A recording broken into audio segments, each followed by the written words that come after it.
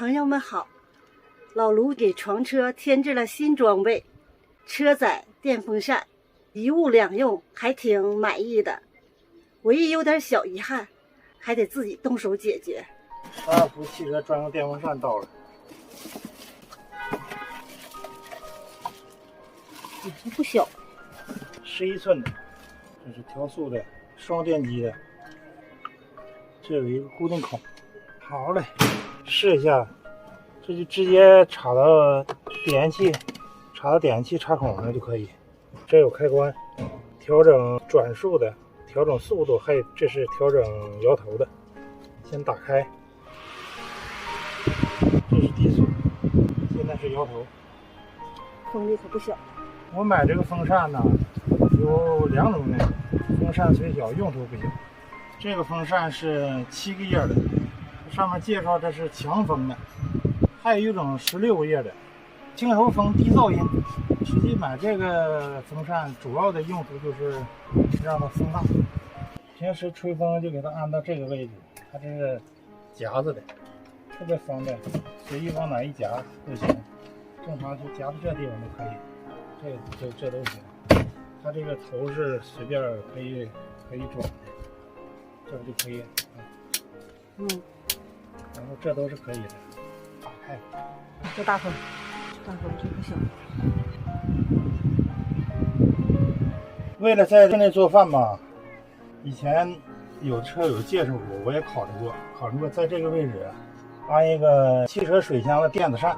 完了后来一考虑吧，这安的这个也不方便。后来又看见一个车友介绍用这个电风扇，我看着挺好。用做饭的时候，看到哪个位置正好合适，把这电风扇安在哪个位置，正对着这个窗户，然后把这个窗户侧窗打开。这样呢，你就是做饭的时候有什么油烟的时候吧，直接从这窗户就排出去了。他那个是做那个视频的时候吧，比较形象的，人家是一边做着饭，然后看着清清楚楚的那个油烟什么的，直接从这窗户就排出去。这样就是解决了有时候阴天下雨了，或者有的地方不允许在室外做饭的时候，在室内这不减少了一定的油烟吗？风扇放到这个位置好像差不多，应该是差不多。随时调吧，随时调整，不合适可以调节这个位置。那么这个风扇有个缺点，这个线短点，它这个电线有点短，从加长一下，别长一下。方便把这风扇随意的找地方移动，线太短了就不方便了。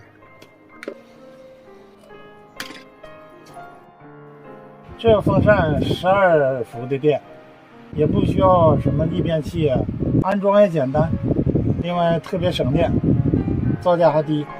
实际床车有这么一个风扇就完全解决问题了，没必要空调。有空调你安着空调，床车首先是不允许你安空调，另外你安着空调你还得有大电的支持，你没有大电你解决不了空调的用电问题。